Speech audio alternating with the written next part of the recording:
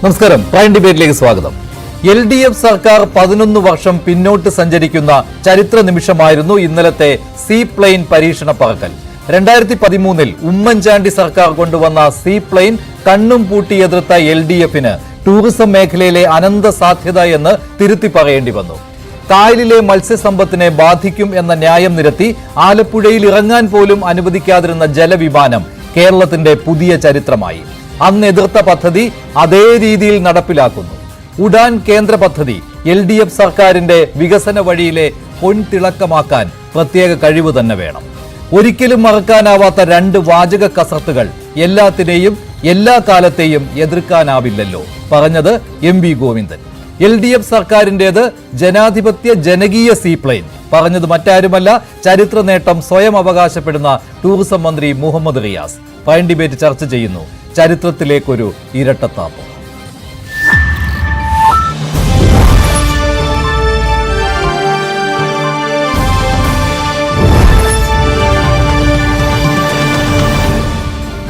Prime ഡിബേറ്റിൽ Chandy Oommen MLA, LDFന് വേണ്ടി കേരള കോൺഗ്രസ് നേതാവ് Shri AH Hafiz, രാഷ്ട്രീയ നിരീക്ഷകൻ ശ്രീ ശ്രീജിത്ത് പണിക്കർ എന്നിവരാണ് ചേരുന്നത്. ആദ്യം ശ്രീജിത്ത് പണിക്കർ, ഇന്ന് ഞാൻ രണ്ടുപേരുടെ വാചകങ്ങൾ പറഞ്ഞു, MV ഗോവിന്ദന്റെയും മുഹമ്മദ് റിയാസിന്റെയും. പിന്നെ ഇവർ നിരത്തിയ കാരണങ്ങൾ പറയുകയാണെങ്കിൽ ടൂറിസം മന്ത്രി മുഹമ്മദ് റിയാസ് പറയുന്നത് 2013 സീ പ്ലെയിൻ പദ്ധതിയല്ല, ഇപ്പോൾ 2024 സീ പ്ലെയിൻ പദ്ധതി. അന്ന് കേന്ദ്ര സർക്കാരിന്റെ നയം പോലും വേറൊന്നായിരുന്നു, ഇന്ന് നയത്തിൽ മാറ്റം വന്നിട്ടുണ്ട്, അതുകൊണ്ട് പുതിയ രീതിയിലാണ് നടപ്പിലാക്കുന്നത് എന്നാണ്. അന്ന് കായലിലായിരുന്നു ജലവിമാനം, ഇന്ന് ഡാമിലാണ് ജലവിമാനം. പക്ഷെ നമ്മൾ കണ്ടത് കൊച്ചി കായലിൽ നിന്ന് മാട്ടുപ്പെട്ടി ഡാമിലേക്ക് പോകുന്നതാണ്. ടേക്ക് ഓഫ് ചെയ്തത് കൊച്ചി കായലിൽ നിന്നാണ്. എനിക്ക് മനസ്സിലാവുന്നില്ല അദ്ദേഹത്തിന്റെ ന്യായീകരണം എന്തിനു വേണ്ടിയാണെന്ന്. ശ്രീ മഞ്ജുഷ്, ഈ വിഷയത്തിൽ കേരളീയ പൊതുസമൂഹത്തിനെ തെറ്റിദ്ധരിപ്പിക്കുന്നതിന് വേണ്ടിയിട്ടുള്ള ചില പ്രസ്താവനകളാണ് ഇപ്പോ ഇടത് ലീഡർഷിപ്പിന്റെ ഭാഗത്ത് നിന്ന് ഉണ്ടാകുന്നത് എന്നത് നിസ്സംശയം നമുക്ക് പറയാൻ കഴിയുന്ന ഒരു കാര്യമാണ്. ഞാനത് പറയുന്നതിനുള്ള കാരണം, ഈ തെറ്റിദ്ധരിപ്പിക്കൽ എന്ന് പറയുമ്പോൾ ഇത് പദ്ധതി മാറിയിട്ടുണ്ട് അല്ലെങ്കിൽ കേന്ദ്ര സർക്കാരിന്റെ നയം മാറിയിട്ടുണ്ട് എന്നൊക്കെ പറയുമ്പോൾ 2013 ശ്രീ ഉമ്മൻചാണ്ടി ഈ ഒരു പദ്ധതി കൊണ്ടുവരാനായിട്ട് പോകുന്നത് 2012-13 നിലനിന്നിരുന്ന ഒരു നയമാണ്. അന്നുണ്ടായിരുന്നത് രണ്ടാം UPA സർക്കാരാണ്. അതിനുശേഷം 2017 നരേന്ദ്രമോദി സർക്കാർ അധികാരത്തിലേറിയതിനു ശേഷം ആദ്യത്തെ ടൈമിൽ തന്നെ ഇതുമായി ബന്ധപ്പെട്ട്, അതായത് ഈ സീ പ്ലെയിൻ അല്ലെങ്കിൽ കൂടുതൽ ജലാശയങ്ങളുള്ള സംസ്ഥാനങ്ങളിൽ ടൂറിസം മേഖലയിൽ ഒരു ഉണർവ് നൽകുന്നതിന് വേണ്ടിയിട്ട് സീ പ്ലെയിൻ പദ്ധതികൾ പ്രോത്സാഹിപ്പിക്കാം എന്ന രീതിയിലത്തേക്ക് അവർ ഈ RCS ഉഡാൻ എന്ന് പറയുന്ന ഒരു സ്കീം ഇവിടെ കൊണ്ടുവരുന്നു. അതിന്റെ ഭാഗമായിട്ട് ഗുജറാത്തിലടക്കം ഈ പദ്ധതി സ്റ്റാർട്ട് ചെയ്യുന്നു. ഇപ്പോൾ നിരവധി സംസ്ഥാനങ്ങളിൽ കേരളത്തിലേതുപോലെ തന്നെ ട്രയൽ റണ്ണുകൾ നടന്നുകൊണ്ടിരിക്കുകയാണ്. ഇപ്പോൾ ഉമ്മൻചാണ്ടി സർക്കാർ ഇവിടെ കൊണ്ടുവന്നിരുന്നത് ശരിയായ അർത്ഥത്തിൽ ഇന്ന് എന്താണോ വിഭാവനം ചെയ്ത് നടപ്പാക്കാനായിട്ട് സംസ്ഥാന സർക്കാർ ആഗ്രഹിക്കുന്നത് അത് തന്നെയാണ്. അതിൽ നിന്ന് അല്പം പോലും വ്യത്യാസമില്ല. കാരണം ജലാശയങ്ങൾ കേന്ദ്രീകരിച്ച് നടത്തുന്ന ഒരു പദ്ധതി, അത് കരയിലും വെള്ളത്തിലും ഒക്കെ തന്നെ ലാൻഡ് ചെയ്യാൻ പറ്റുന്ന രീതിയിലത്തേക്കുള്ള വിമാനങ്ങളെ മറ്റും ഉപയോഗിച്ചുകൊണ്ട് ഇതിൽ ഈ ജലാശയങ്ങളെ ബന്ധിപ്പിച്ചുകൊണ്ടുള്ള ഒരു സർക്യൂട്ട് എന്ന നിലയ്ക്ക് തന്നെയാണ് അന്ന് ശ്രീ ഉമ്മൻചാണ്ടി ഈ പദ്ധതി കൊണ്ടുവന്നത്. പക്ഷെ അന്ന് ഇതിനെ എതിർക്കുന്നതിന് വേണ്ടി കുറേയധികം കാരണങ്ങൾ, അതിൽ ചില കാര്യങ്ങളൊക്കെ തന്നെ നമുക്ക് ജസ്റ്റിഫൈഡ് ആണെന്ന് തോന്നുമെങ്കിൽ ചില കാര്യങ്ങളൊക്കെ തന്നെ യാതൊരു വിധത്തിലുള്ള പ്രസക്തിയുമില്ലാത്ത കാര്യങ്ങൾ വരെ അന്ന് ഇടതുപക്ഷത്തിന്റെ ഭാഗത്ത് നിന്ന് ഉന്നയിച്ചിരുന്നു. ഇപ്പോൾ ഉദാഹരണത്തിന് അന്ന് കേട്ടിരുന്ന ഏറ്റവും പ്രധാനപ്പെട്ട കാര്യങ്ങൾ, ഈ മത്സ്യത്തൊഴിലാളികളുടെ തൊഴിലിടം നഷ്ടമാകും, കാരണം ഇതിന്റെ ടേക്ക് ഓഫിനും ലാൻഡിങ്ങിനും ഒക്കെ ആയിട്ട് കുറേയധികം സ്ഥലം ആവശ്യമുണ്ട്. അപ്പോൾ ആ സമയത്ത് കക്ക വരുന്ന ഉൾപ്പെടെയുള്ള തൊഴിലാളികളുടെ തൊഴിൽ ഒരു പ്രശ്നമാകുമെന്ന് അവർ പറഞ്ഞിരുന്നു. മത്സ്യക്കുഞ്ഞുങ്ങൾ നശിക്കും എന്ന് പറഞ്ഞു. അങ്ങനെ മത്സ്യസമ്പത്ത് ഇല്ലാതെയാകുമെന്ന് പറഞ്ഞു. ഞാൻ ഓർക്കുന്നുണ്ട് 2013 PP ചിത്തരഞ്ജനെ പോലെയുള്ള, ഇപ്പോൾ അദ്ദേഹം MLA ആണ്, CPMന്റെ MLA ആണ്, അന്ന് CPM പ്രമുഖ നേതാവായിരുന്നു ആലപ്പുഴയിലെ. അദ്ദേഹത്തിന്റെയൊക്കെ വാക്കുകൾ എന്ന് പറയുന്നത് 6000 ആളുകൾക്ക് വേണ്ടി, അതായത് ഈ യാത്ര ചെയ്യുന്ന അതിസമ്പന്നരായ 6000 ആളുകൾക്ക് വേണ്ടി 60,000 ജീവനുകൾ നഷ്ടപ്പെടുത്തുവാൻ പറ്റില്ല എന്നൊക്കെ പറഞ്ഞുള്ള വലിയ പ്രസംഗങ്ങളാണ് അന്ന് കണ്ടത്. ഇന്ന് പക്ഷേ ഇവരെല്ലാം കൈയടിച്ച് പ്രോത്സാഹിപ്പിക്കുകയാണ്. പേരിന് വേണ്ടി PP ചിത്തരഞ്ജന്റെ ഒരു പ്രതികരണം ഉണ്ടായിരുന്നു ഇന്നലെ വൈകിട്ട്. മത്സ്യബന്ധന മേഖലയെ ബാധിക്കുന്നുണ്ട് എങ്കിൽ ഞങ്ങൾ എതിർക്കുക തന്നെ ചെയ്യുമെന്ന്. അത് എന്താണ് ഉദ്ദേശമെന്ന് നമുക്കറിയാം. അന്നത്തെ ആ നിലപാടിൽ ഞാനൊരു മാറ്റവും വരുത്തിയിട്ടില്ലല്ലോ എന്നൊന്ന് ധ്വനിപ്പിക്കുന്നതിന് വേണ്ടി മാത്രം. ആ ഇരട്ടത്താപ്പിലേക്കും കൂടി ഞാൻ വരാം.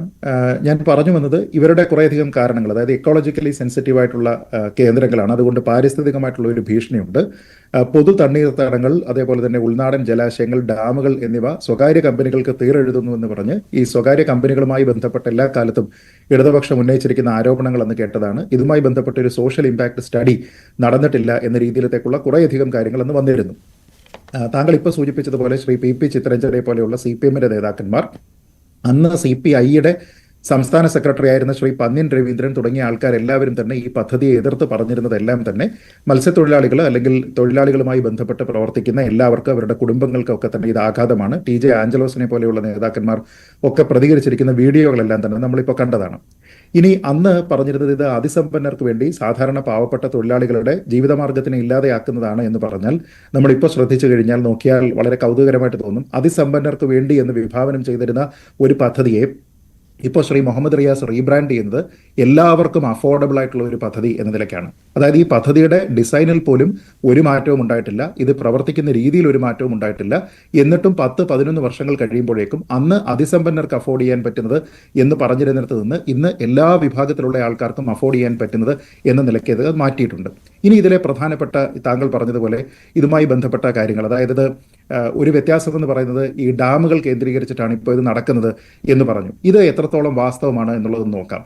ഇതിലെ ആദ്യത്തെ കാര്യം 2018 ജൂൺ മാസം 12-ാം തീയതി, അതായത് നമ്മൾ ഈ പറയുന്നതൊക്കെ ഉമ്മൻചാണ്ടി സർക്കാർ ഇതിന്റെ ട്രയൽ റൺ ഒക്കെ അന്ന് നടത്തിയതിനു ശേഷം 5 വർഷങ്ങൾ കഴിഞ്ഞതിന് ശേഷം അന്ന് ശ്രീ M മുകേഷ് നിയമസഭയിൽ ചോദിച്ച ഒരു ചോദ്യമുണ്ട്. ആ ചോദ്യത്തിന് അന്ന് മറുപടി പറഞ്ഞത് ശ്രീ കടകംപള്ളി സുരേന്ദ്രനാണ്. അന്ന് അദ്ദേഹം പറഞ്ഞിരിക്കുന്നത് ഇങ്ങനെയാണ്: ഇത് സംബന്ധിച്ച് സീപ്ലെയിനുമായി സംബന്ധിച്ച് സർക്കാർ നിയോഗിച്ച വിദഗ്ധ സമിതി ഇപ്പോൾ വിഭാവനം ചെയ്ത പ്രകാരമുള്ള സീപ്ലെയിൻ സർവീസുകൾ ഉൾനാടൻ ജലാശയങ്ങളിലെ ജൈവ വ്യവസ്ഥയോ മത്സ്യസമ്പത്തിനെയോ ഒരു തരത്തിലും ബാധിക്കാത്ത രീതിയിലാണെന്ന് വിലയിരുത്തുകയും ഇതിന്റെ അടിസ്ഥാനത്തിൽ വേമ്പനാട് അഷ്ടമുടി കായലുകളിൽ ജലവിമാന പദ്ധതി ആരംഭിക്കുന്നതിന് ശുപാർശ ചെയ്യുകയും ചെയ്തിട്ടുണ്ട്.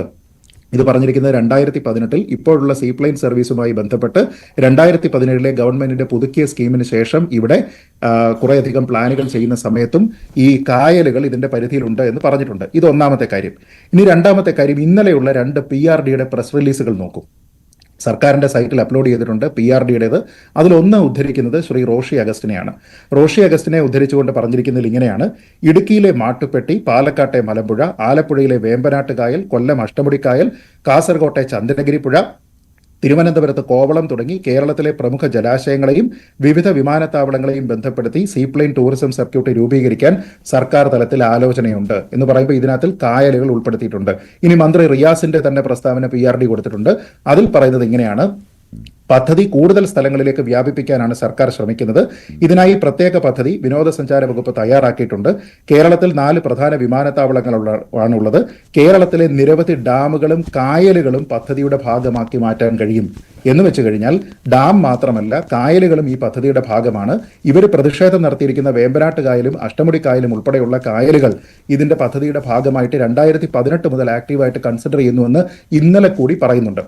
എന്ന് വെച്ചാൽ 2013 ഉമ്മൻചാണ്ടി സർക്കാർ കൊണ്ടുവരാൻ ശ്രമിച്ച പദ്ധതിയുമായി യാതൊരു വിധത്തിലുള്ള കെട്ടിലും മട്ടിലും ആശയത്തിലും അതിന്റെ എങ്ങനെയാണോ അതിന്റെ ഓപ്പറേഷൻസ് ആ കാര്യത്തിലൊന്നും തന്നെ യാതൊരു വിധത്തിലുള്ള മാറ്റവും ഇല്ലാത്ത ഒരു പദ്ധതിയാണ് ഇപ്പോൾ കൊണ്ടുവരുന്നത്. അപ്പോൾ നമ്മൾ പതിവായിട്ട് പറയുന്നത് പോലെ 10 വർഷം മുമ്പ് CPM എതിർക്കുന്ന വിഷയങ്ങൾ പിന്നീട് 10 വർഷം കഴിയുമ്പോഴേക്ക് നാടിന് ഗുണമുള്ളതായിരുന്നു എന്നുള്ള ഒരു തിരിച്ചറിവാണ്. അതോടൊപ്പം തന്നെ ഇരട്ടത്താപ്പുമാണ്. കാരണം അന്ന് എന്തിനെ എതിർത്തു എന്നതിന് ഒരു ന്യായീകരണം പോലും കൃത്യമായിട്ട് പറയാൻ CPM-ന് കഴിയുന്നില്ല. ഇന്ന് CPM സംസ്ഥാന സെക്രട്ടറി MV ഗോവിന്ദൻ ഈ വിഷയത്തിൽ പ്രതികരിച്ചിരുന്നു. താങ്കൾ പറഞ്ഞതുപോലെ മുഹമ്മദ് റിയാസും പ്രതികരിച്ചിരുന്നു. ആദ്യം മുഹമ്മദ് റിയാസിന്റെ ഒരു പ്രതികരണം കേട്ടു വന്നതിന് ശേഷം AH ഹബീസിലേക്ക് പോകാം. റിയാസിന്റെ പ്രതികരണം.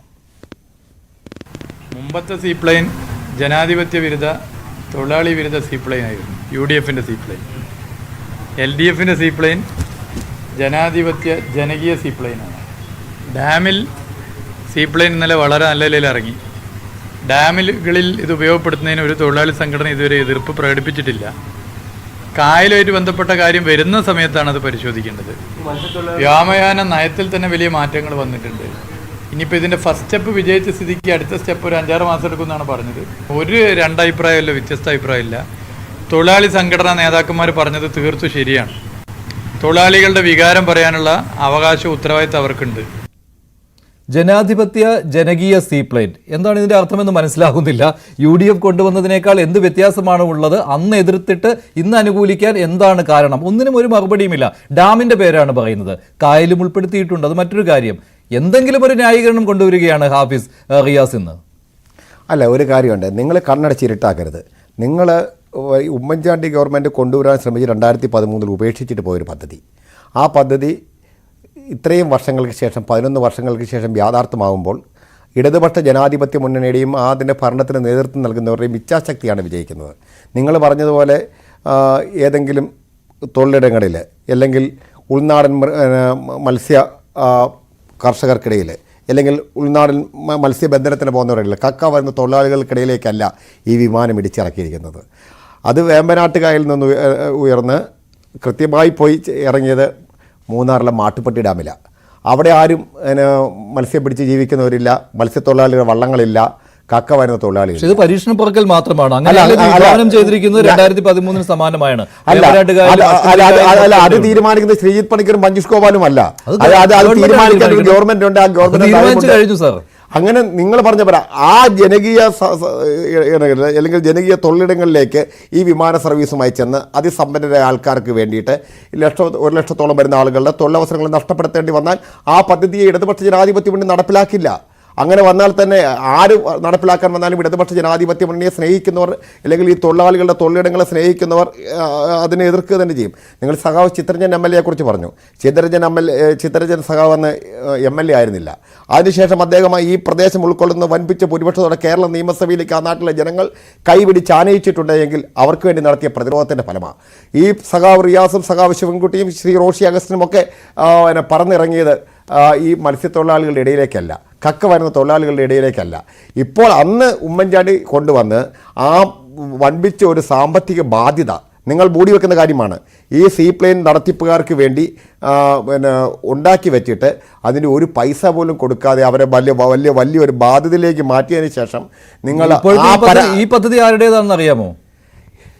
കേരള ഗവൺമെൻറ് മുൻകൈ എടുത്തുകൊണ്ടുവരുന്ന പദ്ധതികൾ ദേശീയ തലത്തിൽ കേന്ദ്ര ഗവൺമെൻറ് കൊണ്ടുവരുന്ന ഇന്നലെ ഹൈദരാബാദിലും പരീക്ഷണ പറക്കൽ നടത്തിയിട്ടുണ്ട്. ഗുജറാത്തിൽ വന്ന കാര്യം ഇവിടെ സൂചിപ്പിക്കുകയുണ്ടായി. നമ്മൾ നമ്മുടെ സംഭാഷണത്തിലേക്ക് ആ കാര്യം പറഞ്ഞിട്ടുണ്ട്. അപ്പം ഈ ഒരു മാറ്റങ്ങൾ വരുമ്പോൾ ഇടതുപക്ഷ ജനാധിപത്യ മുന്നണി ഇത് കൃത്യമായി ജനരോഷമില്ലാതെ അത് നടപ്പിലാക്കുന്നതിൻ്റെ ജാള്യത ഇങ്ങനെ കൊണ്ടുവരാൻ ശ്രമിക്കരുത് എന്നല്ല. ഇവിടെ വികസനത്തിന് എതിര് നിൽക്കില്ല UDF, അതവർ പറയുകയും ചെയ്തു. അതുകൊണ്ട് തന്നെയാണ് സീപ്ലെയിൻ പദ്ധതിക്കെതിരെ ഒരു സമരവും ഇവിടെ ഇല്ലാത്തത്. 1-2 നേതാക്കൾ ഇങ്ങനെ പറയുന്നുണ്ട് എന്നല്ലാതെ അവർ സ്വാഗതം ചെയ്യുകയാണ്. കാരണം അവരുടെ പദ്ധതിയായിരുന്നു ഇത്. 2014 നിങ്ങൾക്ക് നാണക്കേട് ഉണ്ടാക്കുന്നു. 11 വർഷം മുമ്പ് നടപ്പിലാകേണ്ട ഒരു പദ്ധതിയാണ്. ഇട്ടിട്ട് പോയതല്ല, എതിർത്ത് തോൽപ്പിച്ചതാണ്. അതാണ്. അങ്ങനെയൊന്നുമല്ല, നിങ്ങൾ ജനങ്ങളെ പറ്റിക്കാൻ നോക്കുന്ന ഒരു കാര്യമാണത്. അത് നടപ്പിലാക്കുക. ഈ പല കാര്യങ്ങളും ഇതുപോലെ തന്നെ ഉമ്മൻചാണ്ടി സാർ ജീവിച്ചിരുന്ന നമ്മൾ പറഞ്ഞു. ഞാൻ ചില ഉദാഹരണങ്ങൾ പറയാൻ എനിക്കൊരു അവസരങ്ങൾ തരാം. അതിനകത്ത് കയറി ഇടപെടണമെന്ന് ഞാൻ ആദ്യമേ അഭ്യർത്ഥിക്കുക.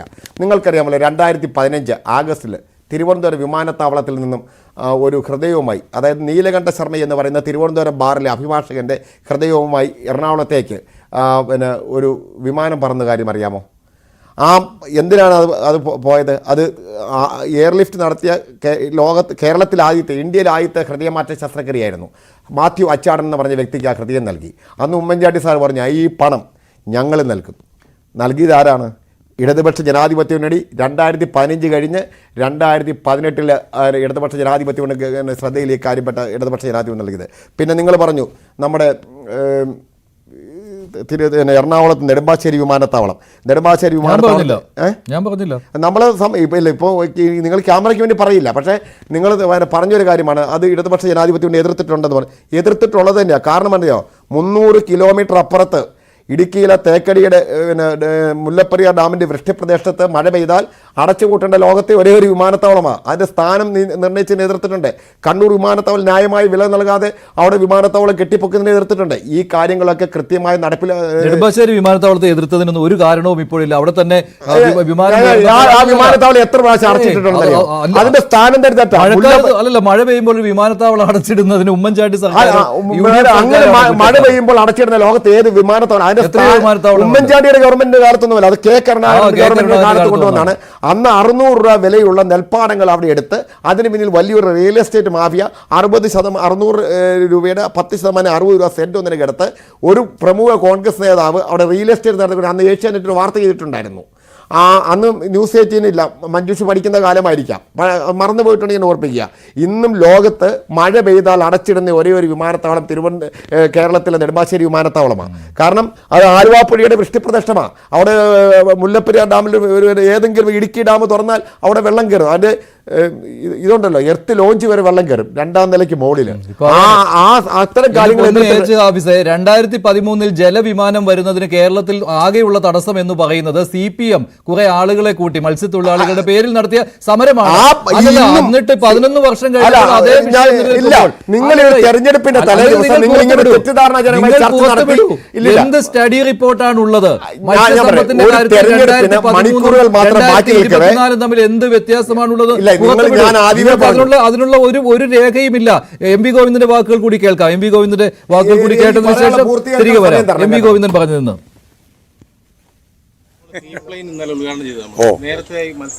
വലിയ പരിപാടിയില്ല. ATC പറയുന്ന കായൽ ഇത് ഇറക്കുമ്പോൾ മത്സ്യത്തൊഴിലാളികൾക്ക് ആശങ്കയുണ്ട്. ആ നിലപാട് മാറ്റിയില്ല. ATC പറയുന്നു ആരെങ്കിലും ഒന്നും പറയുന്നതല്ല. ഇതെല്ലാം പൊതുവായിട്ടുള്ള വളർച്ചയുടെ ഭാഗമായിട്ട് വരുന്നതാണ്. അത് ആ അർത്ഥത്തിൽ തന്നെ ശരിയായ രീതിയിൽ കൈകാര്യം ചെയ്യപ്പെടും. പക്ഷേ ഒരു കാലത്ത് CPM എതിർത്താണല്ലോ. അങ്ങനെ ഇപ്പോൾ ഓരോന്നും പുതിയ രീതിയിൽ വന്നുകൊണ്ടിരിക്കുന്ന ഓരോന്നിനെയും എതിർക്കാൻ പറ്റും എല്ലാ കാലത്തും. ഞാൻ പറഞ്ഞ നിങ്ങൾക്ക് മനസ്സിലായില്ലേ? ഒരു കാലത്ത് എതിർത്ത് അതാ ഞാൻ പറഞ്ഞത്, എല്ലാ കാലത്തൊന്നും മനസ്സിലായില്ലേ? മലയാളം മനസ്സിലായില്ലേ? ഒരു കാലത്ത് എതിർത്ത് പിന്നീട് മാറ്റേണ്ടി വരും. ശരി. ഇത് മൂർത്തമായ സമയത്ത് അമൂർത്തമായ ചോദ്യങ്ങൾ രീതിയിലാണ് ശ്രീജിത്ത് പണിക്കർ. അദ്ദേഹം പറയുന്നത് എല്ലാ കാലത്തും എല്ലാത്തിനെയും എതിർക്കാൻ പറ്റില്ലല്ലോ എന്നാണ്. അതായത് UDF ഭരിക്കുമ്പോൾ എല്ലാത്തിനെയും എതിർക്കാം, എന്നാൽ LDF ഭരിക്കുമ്പോൾ അങ്ങനെ എതിർക്കാൻ പറ്റില്ലല്ലോ. സിമ്പിളാണല്ലോ അദ്ദേഹം പറഞ്ഞ കാര്യങ്ങൾ. അല്ല, ഞാൻ കഴിഞ്ഞ തവണ സംസാരിച്ചപ്പോൾ അതിന്റെ അവസാന ഭാഗത്ത് സൂചിപ്പിച്ചത് ഇങ്ങനെയാണ്: പല തീരുമാനങ്ങളും ഇങ്ങനെ റവല്യൂഷണറി ആയിട്ട് ജനങ്ങളുടെ ജീവിതത്തിൽ സാരമായ മാറ്റമുണ്ടാക്കുകയും ആൾക്കാരുടെ തൊഴിൽ വർദ്ധിപ്പിക്കുക, അല്ലെങ്കിൽ ആൾക്കാരുടെ ജീവിത മാർഗം കൂടുതൽ ജീവിക്കാനുള്ള ഉപജീവനത്തിനുള്ള മാർഗങ്ങൾ നൽകുക, അവരുടെ ജീവിത നിലവാരം വർദ്ധിപ്പിക്കുക എന്ന രീതിയിലേക്ക് കൊണ്ടുവരാനായിട്ട് ആര് ശ്രമിച്ചാലും അതിനെയൊക്കെ തന്നെ എതിർക്കുന്ന ഒരു പാരമ്പര്യം പൊതുവെ ഇടതുപക്ഷത്തിനുണ്ട്. പലപ്പോഴും അത്തരത്തിലുള്ള തീരുമാനങ്ങളൊക്കെ തന്നെ അവർ തിരുത്തുന്നത് 10-30 വർഷം കഴിഞ്ഞിട്ടാണ്.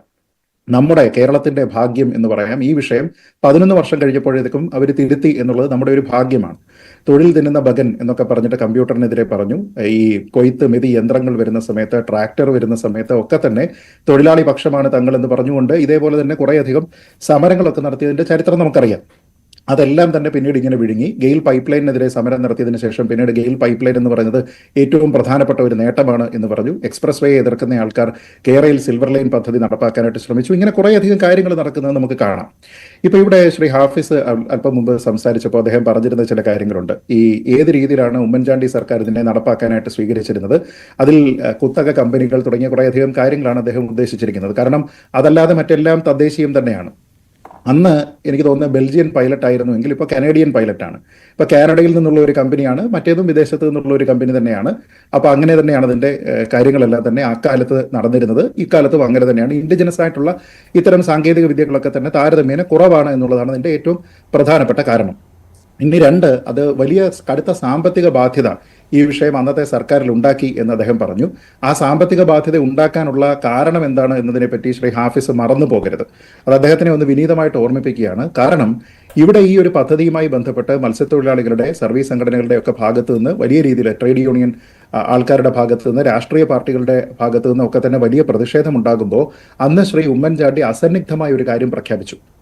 അദ്ദേഹം പറഞ്ഞത് പൂർണ്ണമായ പഠന റിപ്പോർട്ടുകളോ റെക്കമെൻഡേഷനോ ഇല്ലാതെ ഇതുമായിട്ട് മുന്നോട്ട് പോവുകയില്ല.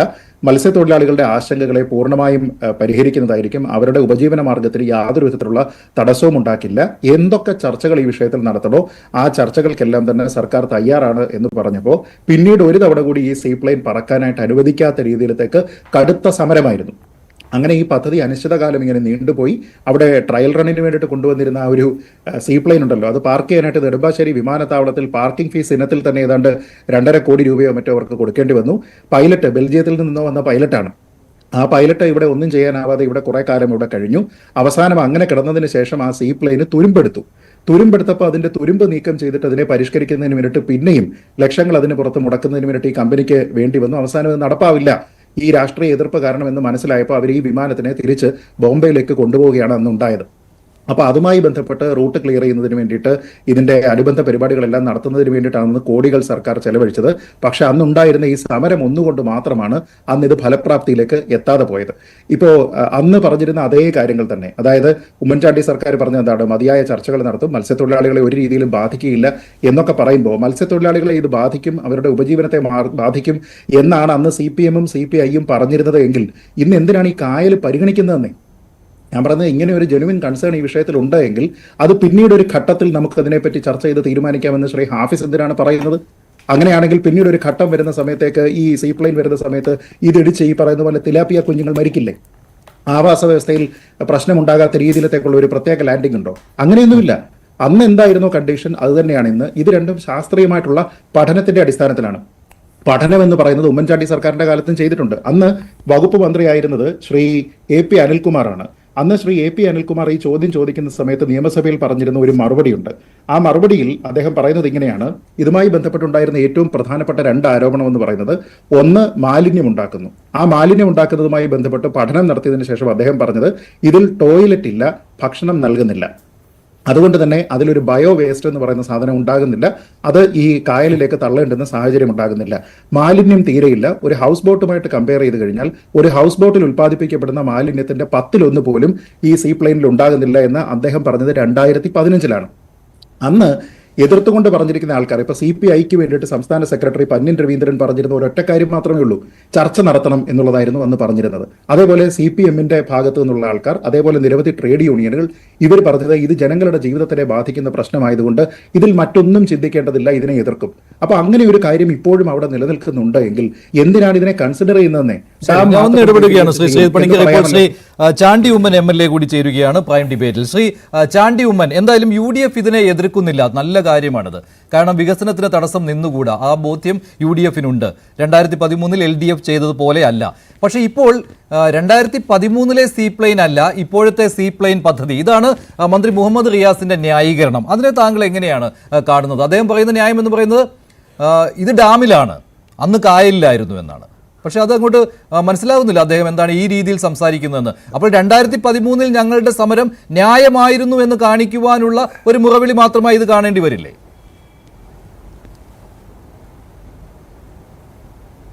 ഞാൻ ഒരിക്കൽ കൂടി കേരളത്തെ അഭിനന്ദിക്കുകയാണ്, ഇടതുപക്ഷത്തെ അഭിനന്ദിക്കുകയാണ്, പാർട്ടി ഭേദമന്യേ എല്ലാ മനുഷ്യരെയും അഭിനന്ദിക്കുകയാണ്, മുഖ്യമന്ത്രി അഭിനന്ദിക്കുകയാണ്, പ്രിയപ്പെട്ട ടൂറിസം മന്ത്രി അഭിനന്ദിക്കുകയാണ്. കാരണം ഈ നാടിന് ആവശ്യമായിട്ടുള്ള ഒരു പദ്ധതിയാണ്. പ്രത്യേകിച്ച് കേന്ദ്ര സർക്കാരിനെ ഞാൻ അഭിനന്ദിക്കുന്നു. ഉഡാൻ പദ്ധതിയിലൂടെ ചില മാറ്റങ്ങൾ കൊണ്ടുവന്നതിൻ്റെ അടിസ്ഥാനത്തിലാണ് ഇത് വന്നതെന്ന് മനസ്സിലാക്കുന്നു. കഴിഞ്ഞ ദിവസം ആന്ധ്രാപ്രദേശിൽ ഇതിൻ്റെ ഉദ്ഘാടനം നടന്നു, ഇന്ന് കേരളത്തിൽ നടന്നിരിക്കുന്നു.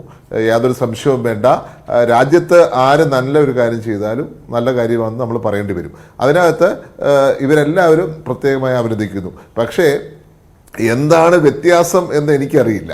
അവർ തന്നെ പറയണം. ഇപ്പോൾ 2013 കൊണ്ടുവന്ന സീപ്ലെയിൻ ചിലപ്പോൾ ചെറുതായിരിക്കും ഇതിനെക്കാട്ടി എന്നുള്ളതല്ലാതെ എന്താണ് വ്യത്യാസം എന്നൊക്കെ ഞാൻ നേരത്തെ ചോദിച്ച പോലെ ഹൈ എൻഡ് എന്തെങ്കിലും ആണോ, പ്രത്യേക വ്യത്യാസം എന്തെങ്കിലും ഉണ്ടോ അന്നത്തെ സീപ്ലെയിനിൽ നിന്ന്? അന്നത്തെ സീപ്ലെയിൻ കൂടുതൽ ആയിട്ട് എന്തെങ്കിലും ഒരു പൊല്യൂഷൻ ഉണ്ടാക്കുന്നതും ഇപ്പോഴത്തെ സീപ്ലെയിൻ പൊല്യൂഷൻ ഉണ്ടാക്കാത്തതുമാണോ? അന്നത്തെ സീപ്ലെയിൻ ലാൻഡ് ചെയ്യുമ്പോൾ തിലോപ്പിയ കുഞ്ഞുങ്ങൾ മരിക്കുകയും ഇന്നത്തെ സീപ്ലെയിൻ ലാൻഡ് ചെയ്യുമ്പോൾ മരിക്കാതിരിക്കുകയും ചെയ്യുന്ന സാഹചര്യമുണ്ടോ? അതുപോലെ തന്നെ അന്ന് 6000 പേർക്ക് വേണ്ടി മാത്രം, അതായത് 1000 ഷെഡ്യൂള് പോയാൽ പോലും 6 പേര് കയറുന്നതിനകത്ത് 6000 പേർക്ക് വേണ്ടി മാത്രം കയറുന്ന ഒരു ഫ്ലൈറ്റിൽ ഇന്ന് ചിലപ്പോൾ 17 ആയിട്ടുണ്ട്. അപ്പോൾ 17,000 പേർക്ക് വേണ്ടിയാണോ ഈ 50,000 പേരുടെ ജീവിതത്തെ ഇല്ലാതാക്കുന്നത് എന്നൊക്കെ അവർ തന്നെ ആലോചിക്കേണ്ട കാര്യങ്ങളാണ്. ഇതിനകത്ത് എനിക്ക് വ്യത്യാസമൊന്നും തോന്നുന്നില്ല. ഇപ്പോഴല്ല വ്യത്യാസം, ഇവർ ഭരണം നടത്തുന്നു, അവർക്ക് അതിൻ്റെതായ ഒരു അവകാശം, അതിൻ്റെ ക്ലെയിം എടുക്കണം, ഒരു പ്രശ്നവുമില്ല. അതിനെ സ്വാഗതമേ ഞാൻ ചെയ്യുന്നുള്ളൂ. ഞാൻ ഇന്നലെ പറഞ്ഞ കാര്യം അത് തന്നെയാണ്. ക്രെഡിറ്റ് ആരെടുത്താലും ശരി, നമ്മുടെ നാട്ടിൽ വികസനം വരണം, നമ്മുടെ നാട്ടിൽ മാറ്റം വരണം, നമ്മുടെ നാട്ടിൽ ടൂറിസം ഉണ്ടാവണം. ഈ സംസ്ഥാനം ഏറ്റവും പൊട്ടൻഷ്യൽ ഉള്ള ഒരു സ്റ്റേറ്റുകളിൽ ഒന്നാണ്. അത് വളർന്ന് ഈ ലോകത്തിന് നിറയെ തന്നെ എത്തണം എന്നുള്ളതാണ് ഞങ്ങളുടെയൊക്കെ ആഗ്രഹം. അതിന് ആര് മാറ്റം കൊണ്ടുവന്നാലും അവരെ അഭിനന്ദിക്കുകയും അവരെ സ്വാഗതം ചെയ്യുകയും ചെയ്യും.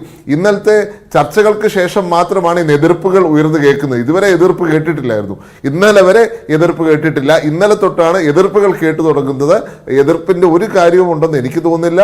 എല്ലാവരുമായി ചർച്ച ചെയ്ത് എല്ലാവരെയും ചേർത്ത് പിടിച്ച് ഈ പദ്ധതി നടപ്പാക്കുമ്പോൾ അത് ഈ സംസ്ഥാനത്തിന് ഗുണം ചെയ്യും, നമ്മുടെ രാജ്യത്തിന് ഗുണം ചെയ്യും, യാതൊരു സംശയവും വേണ്ട. വളരെ പോസിറ്റീവ്ലി മാത്രമേ ഞാൻ ഇതിനെ കാണുന്നുള്ളൂ. പഴയ കാര്യങ്ങളൊന്നും നമ്മളിനി ആലോചിക്കുന്നില്ല. 10 വർഷം മുമ്പ് സമരങ്ങളൊന്നും പ്രശ്നമല്ല, അത് നടന്നു. പക്ഷെ ഇനി അങ്ങോട്ട് നമുക്ക് പുതിയൊരു ചരിത്രം കേരളത്തിന് വേണ്ടി എഴുതാം എന്നുള്ളതാണ് എന്റെ കാഴ്ചപ്പാട് ഈ കാര്യത്തിൽ. ഇപ്പോൾ 2013 സമരത്തെ ന്യായീകരിക്കുന്നതിന് വേണ്ടി ഇപ്പോൾ ഡാമിൽ മാത്രമാണ് ഈ സർവീസ് എന്ന് പറയുന്നുണ്ട്. അങ്ങനെ ഡാമിൽ മാത്രമായിട്ട് ഒതുക്കേണ്ട ഒന്നാണോ ഈ ജലവിമാനം എന്ന് പറയുന്നത്? അതിന്റെ യഥാർത്ഥത്തിൽ അതിന്റെ ഒരു ഫലപ്രാപ്തിയിലേക്കും അതൊരു ടൂറിസം മേഖലയ്ക്ക് നേട്ടമുണ്ടാക്കുന്ന ഒന്നാക്കി മാറ്റുന്നതിന് വേണ്ടി അത് കായൽ സർവീസ് എന്ന രീതിയിൽ തന്നെ വരേണ്ടതല്ലേ? അപ്പോൾ ഇത് ഈ ന്യായീകരണത്തിന് വേണ്ടി മാത്രം ഇങ്ങനെ കൊണ്ടുവന്നതുകൊണ്ട് എന്ത് പ്രയോജനം ഉണ്ടാകുവാനാണ്? അല്ല, അതിപ്പം നമുക്കറിയില്ല അത് എന്തുകൊണ്ട് പറഞ്ഞു അറിയില്ല. പക്ഷേ ഇന്നലെ പറന്ന് പൊങ്ങിയപ്പോൾ തന്നെ കായലിൽ നിന്നാണ് പറന്ന് പൊങ്ങിയിരിക്കുന്നത്. ഓൾഗാട്ടി പാലസിന്റെ അടുത്തുള്ള കായലിൽ നിന്നാണല്ലോ ഇന്നലെ പറന്ന്, കടലിൽ നിന്നല്ല, ഡാമിൽ നിന്നല്ല. പറന്ന് പൊങ്ങിയത് തന്നെ കായലിൽ നിന്നാണ്. 2 ദേശാഭിമാനിയുടെ കണക്കുകൾ പ്രകാരം എല്ലാ സ്ഥലങ്ങളും ഉണ്ട്. അതിനകത്ത് ഡാമും ഉണ്ട്, അതിനകത്ത് കായലുകളും ഉണ്ട്, എല്ലാം ഉണ്ടെന്നാണ് ദേശാഭിമാനിയിൽ നിന്ന് എനിക്ക് മനസ്സിലായിട്ടുള്ളത്. അപ്പോൾ അതിൽ നിന്ന് വ്യത്യസ്തമായി ചിന്തിക്കുന്നുണ്ടോ, എന്തുകൊണ്ട് ചിന്തിക്കുന്നു എന്നെനിക്കറിയില്ല. പക്ഷേ എല്ലാ സ്ഥലങ്ങളും ഇപ്പം ലോകത്ത് പലയിടത്തും ഇതുണ്ടല്ലോ. 40ഓളം സ്ഥലങ്ങളിൽ ഞാനിന്ന് നോക്കുമായിരുന്നു. 40ഓളം രാജ്യങ്ങളിൽ അല്ലെങ്കിൽ 40ഓളം കമ്പനികൾ ഇന്ന് വളരെ കറക്റ്റായിട്ട് ഇതിനകത്ത് ഫങ്ഷൻ ചെയ്തുകൊണ്ടിരിക്കുകയാണ്. അപ്പോൾ അവിടെയൊക്കെ ഓടാമെങ്കിൽ നമ്മുടെ നാട്ടിൽ മാത്രം അങ്ങനൊരു വ്യത്യസ്ത എന്തുകൊണ്ട് എന്നെനിക്കറിയില്ല. എല്ലാവരും വിശ്വാസത്തിലെടുത്ത് 2013 പറഞ്ഞ ഈ കാര്യമാണ്. 3 മാസം സമയം കൊടുക്കൂ. 3 മാസം സമയം കൊണ്ട് ആൾക്കാർക്ക് ബുദ്ധിമുട്ടുണ്ടെങ്കിൽ, മത്സ്യത്തൊഴിലാളികൾക്ക് ബുദ്ധിമുട്ടുണ്ടെങ്കിൽ അത് ചർച്ച ചെയ്ത് നമുക്ക് തീരുമാനിക്കാം എന്ന് പറഞ്ഞതാണ്. അപ്പോൾ അതേ കാര്യം നമുക്കിപ്പോഴും ആവർത്തിക്കാം. ഒരു 3 മാസം സമയം ഗവൺമെന്റ് കൊടുക്കണം. എല്ലാ ഇതിനകത്തുള്ള പാർട്ടീസും ഇതിനകത്ത് ചേർന്ന് ആലോചിക്കണം എവിടെയെങ്കിലും ബുദ്ധിമുട്ട് വരുന്നുണ്ടോ. ഇന്നലെ വരെ ഒരു ബുദ്ധിമുട്ടും ആരും പറഞ്ഞിരുന്നില്ല. ഈ സീ പ്ലെയിൻ പൊങ്ങിയപ്പോഴും ഈ സീ പ്ലെയിൻ ലാൻഡ് ചെയ്ത് എല്ലാവർക്കും അറിയാവുന്ന കാര്യമാണല്ലോ. ആരും പറഞ്ഞില്ലല്ലോ. ഇന്നലെ ലാൻഡ് ചെയ്തതിനു ശേഷം അല്ലെങ്കിൽ ചർച്ചകൾക്ക് ശേഷം മാത്രമാണ് ഇവർക്കൊരു എതിർപ്പ് വന്നത്. കാരണം അവരുടെ പഴയ സ്റ്റാൻഡിൽ നിന്ന് പുറകോട്ട് പോകുന്നു എന്ന് തോന്നിയപ്പോൾ അതിന് എതിർപ്പുമായി വന്നു എന്നുള്ളതാണ് ഞാൻ മനസ്സിലാക്കുന്നത്. എതിർപ്പുകൾ എല്ലാവരെയും കേൾക്കണം. അതിനകത്ത് എതിർക്കാൻ വേണ്ടി മാത്രം എതിർക്കരുത് എന്നുള്ളതാണ് എൻ്റെ അഭിപ്രായം. നമുക്ക് 10 വർഷം ഓൾറെഡി നഷ്ടപ്പെട്ടു കഴിഞ്ഞു. ഇതിനകത്ത് നമുക്ക് വിലയേറിയമായ സമയം ഇനിയുമുണ്ട്. നമുക്ക് ഒരു കാരണവശാലും ഇൻഡസ്ട്രിയെ തകർക്കുന്ന വിധത്തിൽ ഒരു തീരുമാനം ആരും എടുക്കരുത് എന്നുള്ളതാണ് എൻ്റെ അഭിപ്രായം. പിന്നെ പറയുന്നത് ഉമ്മൻചാണ്ടി സർക്കാർ അന്ന് വലിയ സാമ്പത്തിക ബാധ്യത, ഈ ജലവിമാനത്തിന്റെ കാര്യത്തിൽ അന്ന് വലിയ സാമ്പത്തിക ബാധ്യത വരുത്തി വെച്ചിരുന്നു എന്നാണ് ഇവിടെ ചർച്ചയിൽ പങ്കെടുത്ത ശ്രീ AH ഹാഫിസും അത് പറയുന്നത് കേട്ടു. 2013 കൊണ്ടുവന്ന പദ്ധതി പിന്നെ ആ ജലവിമാനം വെറുതെ കിടക്കുകയായിരുന്നു. അങ്ങനെ ആ കമ്പനി തന്നെ അടച്ചു പൂട്ടേണ്ടി വന്നു. ഇന്ന് അന്നത്തെ കമ്പനിയുടെ ഉടമയും പ്രതികരിച്ചിരുന്നു, ഞങ്ങൾക്ക് വലിയ നഷ്ടമുണ്ടാക്കിയ ഒരു പദ്ധതിയായി പോയി എന്ന്. അപ്പോൾ അന്ന് ഈ 3 മാസത്തിനുള്ളിൽ ചർച്ച നടത്തി എല്ലാം പരിഹരിക്കാമെന്ന് പറഞ്ഞിട്ട് എങ്ങനെ അത് തടസ്സപ്പെട്ടു ശ്രീ ചാണ്ടി ഉമ്മൻ? നിങ്ങൾക്ക് അന്നത്തെ സാഹചര്യം അറിയാമല്ലോ. ചർച്ചകൾ എന്തിനെങ്കിലും അവർ തയ്യാറായിട്ടുണ്ടോ? ഏതെങ്കിലും ചർച്ച അംഗീകരിക്കാൻ തയ്യാറായിട്ടുണ്ടോ? ആ ഫ്ലൈറ്റ് പരീക്ഷണ പറക്കൽ പൊങ്ങി താഴുന്നതിന് മുമ്പ് തന്നെ അവിടെ ബോട്ടുകളിട്ട് കൊടികുത്തി സമരം ചെയ്യുന്നത് നമ്മളെല്ലാം കണ്ടു ഇല്ലേ? ആളുകളെ തെറ്റിദ്ധരിപ്പിക്കുന്ന വിധം ആ ഏരിയ മൊത്തം ഒരു വഷളാവുന്ന രീതിയിൽ കാര്യങ്ങൾ കൊണ്ടുപോയി. നമ്മളെ സംബന്ധിച്ച് ഇപ്പൊ കേരയിൽ മോഡൽ അടിച്ചേൽപ്പിക്കാൻ ഉമ്മൻചാണ്ടി സർക്കാർ ശ്രമിക്കത്തില്ല. കേരയിൽ ശ്രമിച്ചിട്ടില്ല, ശ്രമിക്കത്തുമില്ല. അതേസമയം എല്ലാവരും ചേർത്ത് പിടിച്ച് കൊണ്ടുപോകണമെന്നാണ് ആഗ്രഹിക്കുന്നത്. അപ്പോൾ വലിയ ശക്തമായ എതിർപ്പ് വന്നപ്പോൾ സ്വാഭാവികമായിട്ടും നിങ്ങൾക്കറിയാം ആ സമയം എന്ന് പറഞ്ഞാൽ സോളാറിന്റെ സമയം കൂടിയാ. അപ്പൊ എരുതിയിൽ എണ്ണ ഒഴിക്കുന്നതിന്റെ കൂട്ടത്തിൽ സോളാർ സമരം കൂടെ ആയി. മുഖ്യമന്ത്രിയെ കല്ലെറിയുന്നതായി, മുഖ്യമന്ത്രിയുടെ പരിപാടികൾ പങ്കെടുക്കാതായി, മുഖ്യമന്ത്രി ഇറങ്ങാൻ പറ്റാത്ത സാഹചര്യം ഉണ്ടാക്കി. അങ്ങനൊരു സാഹചര്യം കൂടി അന്നുണ്ട്. അപ്പൊ ഈ ഒരു ചർച്ച പോലും അവർ തയ്യാറായിട്ടില്ല എന്നുള്ളതാണ് അതിന്റെ യാഥാർത്ഥ്യം. 2013 ജൂൺ 3 എന്ന് പറഞ്ഞാൽ സോളാറിന്റെ സമയം തുടക്കമാണ്. പിന്നെ അങ്ങോട്ട് സോളാർ സമരങ്ങളായിരുന്നു. ഓർമ്മയുണ്ടല്ലോ മഞ്ജുഷിന്? ഏത് തരത്തിലാണ് മുഖ്യമന്ത്രി ആക്രമിച്ചത്, കല്ല് വരെ എറിഞ്ഞത്, ആ തരത്തിലുള്ള സമരങ്ങളും അതിനോട് ചേർന്നിരിക്കുമ്പോഴാണ് ഇത് വരുന്നത്. അപ്പൊ ഈ ഒരു ചർച്ചയ്ക്ക് പോലും അവർ തയ്യാറായിട്ടില്ല എന്നുള്ളതാണ്. ചർച്ച ചർച്ചകൾ മുടങ്ങിപ്പോകാനേ വഴിയുള്ളൂ. കാരണം ഇതേപോലുള്ള ആരോപണങ്ങളല്ലേ, അതായത് സീ പ്ലെയിൻ പൊല്യൂഷൻ ഉണ്ടാക്കുന്നു, അതേസമയം ഹൗസ് ബോട്ടുകളും പൊല്യൂഷൻ ഉണ്ടാക്കുന്നില്ലേ, അതേപോലെ ഫാസ്റ്റായിട്ട് ട്രാവൽ ചെയ്യുന്ന സ്പീഡ് ബോട്ട് അതിൻ്റെ പൊല്യൂഷനും അതേപോലെ അതിന് ഓളങ്ങളും അതുണ്ടാക്കുന്നില്ലേ, അതൊക്കെ ആ ഒരു എൻവയൺമെന്റുമായി ചേർന്ന് പോകുന്നില്ലേ. ഇന്നും നമ്മുടെ ഹൗസ് ബോട്ടുകൾ നമുക്ക് ടൂറിസ്റ്റുകളെ കൊണ്ടുവരുന്നില്ലേ. ആദ്യം കൊണ്ടുവന്നപ്പോൾ കുറച്ച് ബുദ്ധിമുട്ടുണ്ടായി എന്നുള്ള യാഥാർത്ഥ്യം, ഇന്ന് പക്ഷെ പൊല്യൂഷൻ എന്നുള്ള യാഥാർത്ഥ്യം നിൽക്കുന്നു. എങ്കിൽ പോലും അനിവാര്യതയായി വന്നിരിക്കുന്നു.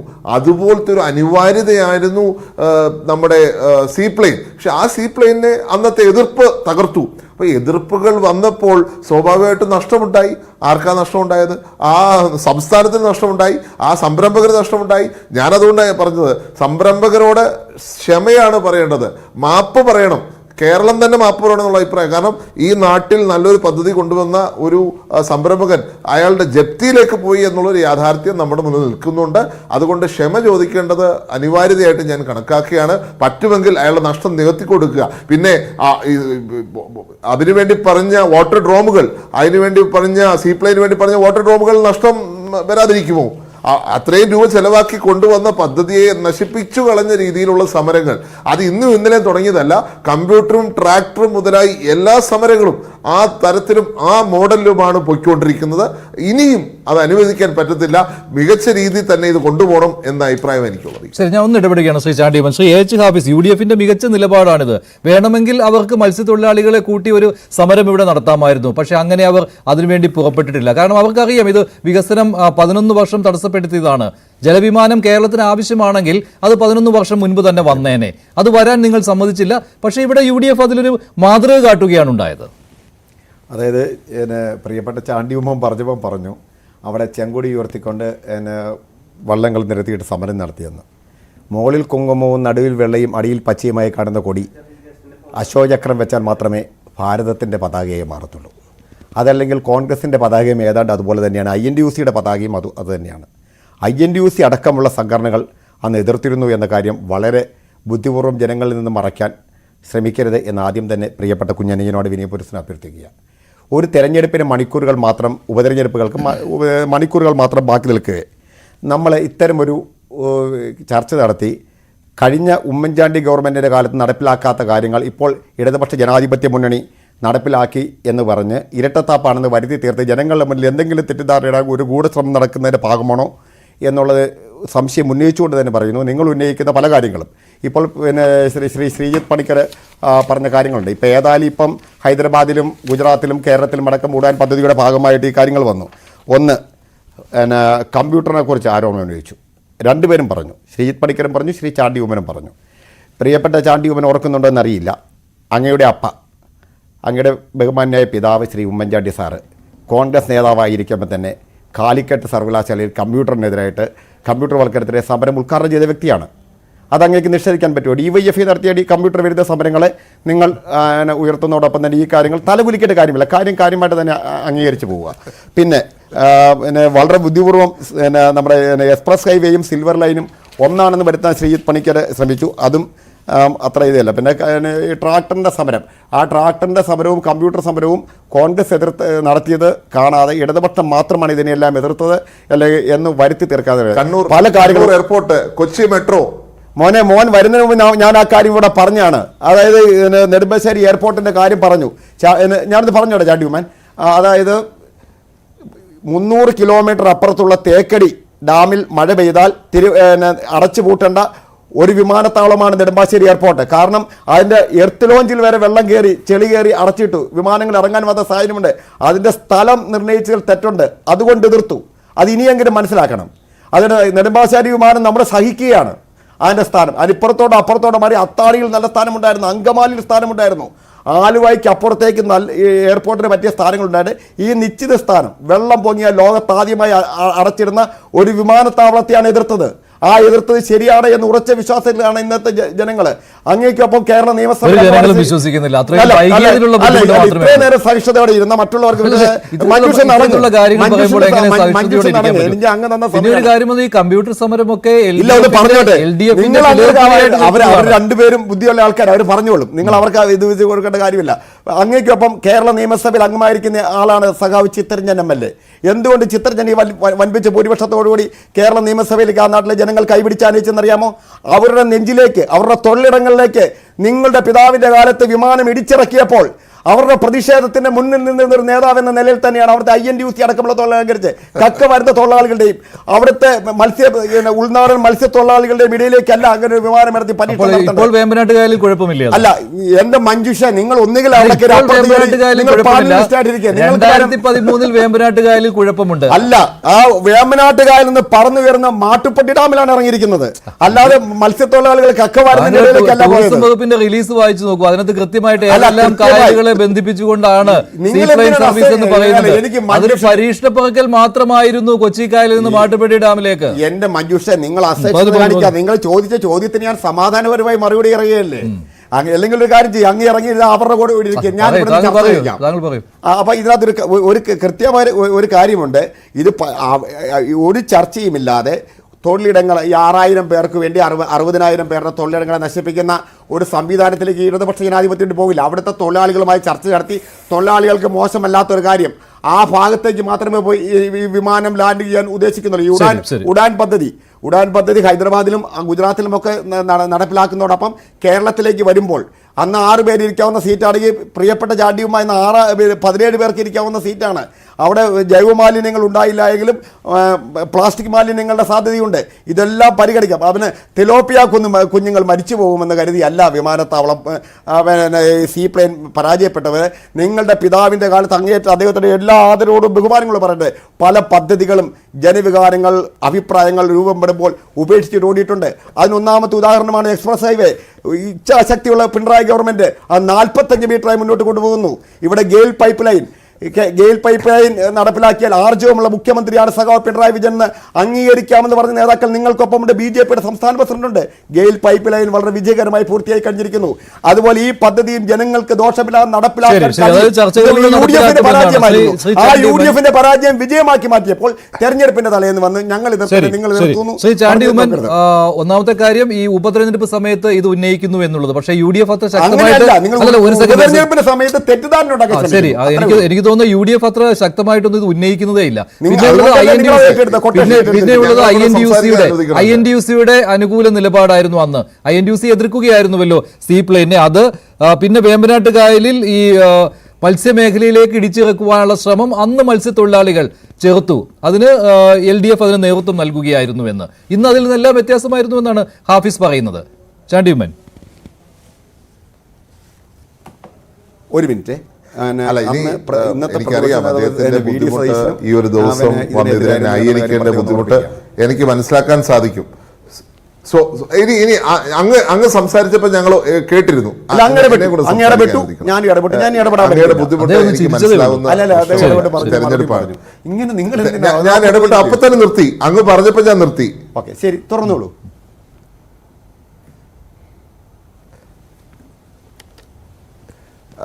അങ്ങയുടെ ബുദ്ധിമുട്ട് എനിക്ക് മനസ്സിലാക്കാൻ സാധിക്കും.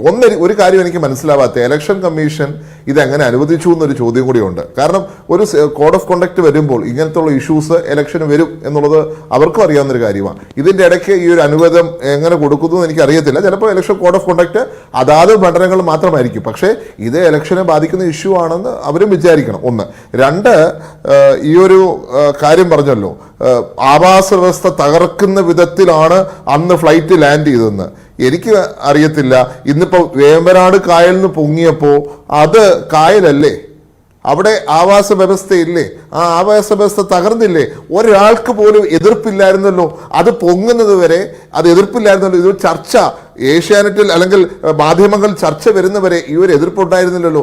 ഇപ്പൊ ലാൻഡ് ചെയ്തു, മാട്ടുപ്പെട്ടി ഡാമിലാണ് ലാൻഡ് ചെയ്തു, ശരിയാണ്. പക്ഷെ പൊങ്ങിയത് കായലിൽ നിന്നാണ്. അതുപോലെ തന്നെ ദേശാഭിമാനി, അങ്ങ് ഇന്നലത്തെ ദേശാഭിമാനി എടുത്തു വയ്ക്കണം.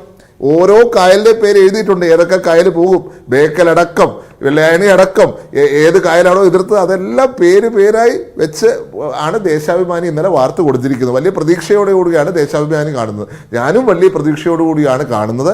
കായലാണെങ്കിലും ഡാം ആണെങ്കിലും ഒരു പ്രശ്നവുമില്ല. എവിടെയാണോ ആളുകൾക്ക് സൗകര്യം അത് മത്സ്യത്തൊഴിലാളികളുമായി ആലോചിച്ച് ചെയ്യാനുള്ളത് ചെയ്യും. അത് ഈ കണ്ണൂർ എയർപോർട്ടിന്റെ കാര്യത്തിൽ നിങ്ങൾ അതിലെടുത്തു, കൊച്ചി മെട്രോ പ്രധാനമന്ത്രി വരുന്ന ദിവസം ഹർത്താൽ കൊടുത്താണ് അദ്ദേഹത്തെ സ്വീകരിച്ചത്. അന്ന് എമർജിംഗ് കേരള എന്ന് പറഞ്ഞ പരിപാടിയുടെ ഉദ്ഘാടനം കൂടിയായിരുന്നു. അന്ന് ഹർത്താൽ പ്രഖ്യാപിച്ച മുന്നണിയാണ് ഇടതുപക്ഷ മുന്നണി. അതുപോലെ തന്നെ വിഴിഞ്ഞം പോർട്ട് എൻ്റെ പിതാവ് തറക്കല്ലിട്ട് തിരിച്ചു വരുമ്പോൾ ഞാൻ അദ്ദേഹത്തിൻ്റെ വലത്തുവശത്തിരിക്കുകയായിരുന്നു. അദ്ദേഹത്തെ 5ഓളം CPM-കാർ വന്ന് കരിങ്കൊടി കാണിച്ചു. അതേ വളരെ ക്ഷമയോടുകൂടിയാണ് ഞങ്ങൾ ഇതെല്ലാം നേരിട്ടത്.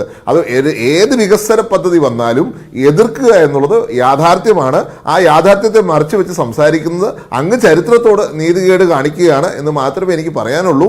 ഇങ്ങനെ എതിർത്തുകൊണ്ട് എന്നും പോകരുത്. ഞാനതാ ഇന്നലെ പറഞ്ഞ ഒരു കാര്യം, നിങ്ങൾക്ക് ഏതെങ്കിലും പദ്ധതി ആലോചിക്കുന്നുണ്ടെങ്കിൽ നിങ്ങളങ്ങ് തുടങ്ങി വെച്ചിട്ട് പോകണം. അല്ലെങ്കിൽ അടുത്ത സർക്കാർ വരുമ്പോൾ അവരെ മുടക്കാൻ നിങ്ങൾ നിൽക്കും. അതുകൊണ്ട് ഏത് പദ്ധതി നിങ്ങൾ വികസനത്തിന് ആഗ്രഹിക്കും നിങ്ങൾ തുടങ്ങിക്കൊള്ളുക, ക്രെഡിറ്റും എടുത്തുകൊള്ളുക, ഒരു പ്രശ്നവുമില്ല. വികസനം വരട്ടെ, നമ്മുടെ നാട് മുന്നോട്ട് പോട്ടെ. സ്മാർട്ട് സിറ്റിയുടെ കാര്യത്തിലും നമ്മൾ അതേ എതിർപ്പ് കണ്ടു. സ്മാർട്ട് സിറ്റിയുടെ കാര്യത്തിൽ നമ്മൾ കണ്ട എതിർപ്പ് അതും അന്ന് എതിർത്തത് നിങ്ങൾ തന്നെയല്ലേ. ഓരോ വികസനം എതിർത്ത് നമ്മുടെ കേരളം പുറകോട്ട് പോവുകയാണ്. അതുകൊണ്ട് കേരളം പുറകോട്ട് പോകാതിരിക്കാൻ, കേരളം മുൻപന്തിയിൽ നിൽക്കുവാൻ, ലോകത്തിൻ്റെ ഒന്നാമതെത്താൻ നമുക്ക് ഒരുമിച്ച് നിൽക്കാം എന്ന് മാത്രമേ എനിക്ക് ഈ കാര്യത്തിൽ പറയാനുള്ളൂ. ഞാൻ ഒരിക്കൽ കൂടി ഇത് കൊണ്ടുവന്ന എല്ലാവരെയും അഭിനന്ദിക്കുകയാണ്. നമുക്ക് വികസനമാണ് വലുത്, നമുക്ക് മാറ്റമാണ് വേണ്ടത്. അതിനകത്ത് ഇനി ന്യായീകരിച്ച് ബുദ്ധിമുട്ടൊന്നുമില്ല. നിങ്ങൾ പറയുകയാണ് തെറ്റുപറ്റിയെന്ന് പറഞ്ഞാൽ കുഴപ്പമില്ല. ശരി, ശ്രീജിത്ത് പണിക്കർ, എന്തായാലും തെറ്റുപറ്റി എന്നുള്ള കാര്യം CPM-ഉം LDF-ഉം ഒരിക്കലും സമ്മതിക്കുകയില്ല.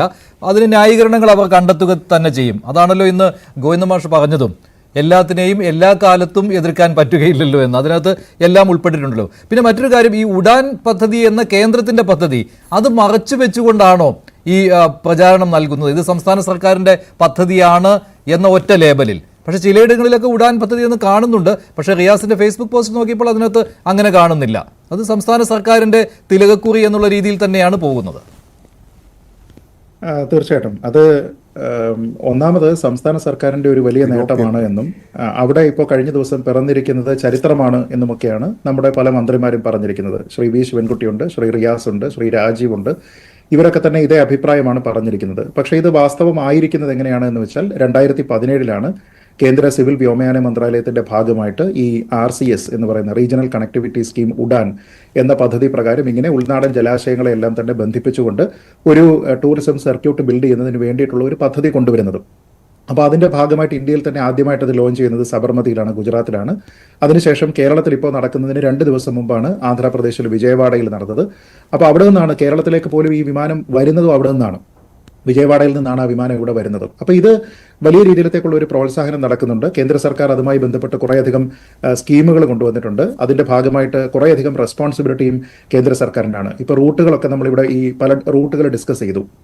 ഇവിടെ നിന്ന് ഇപ്പം വയനാടിനെ കണക്ട് ചെയ്തിട്ട് എങ്ങനെയാണ് കോഴിക്കോട് നമുക്ക് കാസർഗോട്ടേക്ക് പോവുക, അതെങ്ങനെയാണ് കോവളത്തേക്ക് കണക്ട് ചെയ്യുക തുടങ്ങിയ കാര്യങ്ങളുമായി ബന്ധപ്പെട്ടിട്ടെല്ലാം റൂട്ടുകൾ അപ്രൂവ് ചെയ്യുന്നത് ഉൾപ്പെടെയുള്ള കാര്യങ്ങൾ ചെയ്യുന്നത് കേന്ദ്ര സർക്കാരാണ്. ഇതിന് വേണ്ടുന്ന അനുബന്ധ സൗകര്യങ്ങൾ പൂർണ്ണമായിട്ടും ചെയ്തു കൊടുക്കുന്നത് കേന്ദ്ര സർക്കാരാണ്. ഇതിൽ എന്തെങ്കിലും രീതിയിലുള്ള അൺലോഫുൾ ആയിട്ടുള്ള ചട്ടവിരുദ്ധമായിട്ടുള്ള ഒരു കാര്യം നടന്നു കഴിഞ്ഞാൽ അതിന്റെ പരാതി സ്വീകരിക്കുന്നതും നടപടിയെടുക്കുന്നതും ഉൾപ്പെടെ എല്ലാ കാര്യങ്ങളും ചെയ്യുന്നത് കേന്ദ്ര സർക്കാരാണ്. അപ്പോൾ ഇതിന്റെ ബാക്ക് ബോൺ എന്ന് പറയുന്നത് കേന്ദ്ര സർക്കാരാണ്. പിന്നെ സംസ്ഥാന സർക്കാർ ഇതുമായി ബന്ധപ്പെട്ട പ്രപ്പോസലുകൾ നൽകുന്നു, ചെലവിന്റെ ഒരു ഭാഗം അവർ വഹിക്കുന്നു, പിന്നീട് കാരിയറിനെ ഐഡന്റിഫൈ ചെയ്യുന്നു. അങ്ങനെ ഈ ഒരു പദ്ധതി അങ്ങനെ പോവുകയാണ് ചെയ്യുക. പക്ഷേ അൺഫോർച്ചുനേറ്റ്ലി ഇവിടെ ശ്രീ ചാണ്ടി ഉമ്മൻ പറഞ്ഞിരിക്കുന്ന ഒരു ഹൃദയവിശാലതയൊന്നും തന്നെ സർക്കാരിന്റെ ഭാഗമായി നിൽക്കുന്ന ആൾക്കാർ അത് പറയുന്നില്ല. അപ്പോൾ അവര് ആർക്കാണോ അതിന്റെ ക്രെഡിറ്റ് ഡ്യൂ ആയിരിക്കുന്നത് അവരെ എല്ലാം അക്നോളജ് ചെയ്യുക എന്ന് പറയുന്ന ഏറ്റവും പ്രധാനപ്പെട്ട ഒരു കാര്യം ഇവരാരും തന്നെ ചെയ്യുന്നില്ല. പകരം ഇവിടെ പുതുതായിട്ടുള്ള ഒരു ചരിത്രം എഴുതിയിരിക്കുന്നു. കേരളത്തിന്റെ വികസനത്തിലെ കുതിപ്പാണ്, അത് LDF സർക്കാരിന്റെ ഒരു നേട്ടമാണ് എന്ന നിലയ്ക്ക് മാത്രമാണ് അതിനെപ്പറ്റി പറയാനായിട്ട് ശ്രമിക്കുന്നത്. അത് പ്രത്യേകിച്ച് ഇപ്പോൾ നേരത്തെ ശ്രീ ഹാഫിസ് പറഞ്ഞിരിക്കുന്ന അതേ വാദത്തിനെ കടമെടുത്താൽ നോക്കൂ, തെരഞ്ഞെടുപ്പ് പടിവാതിൽക്കൽ നിൽക്കുന്ന ഒരു സമയത്താണ് സർക്കാർ ഇത് ക്ലെയിം ചെയ്യുന്നത്.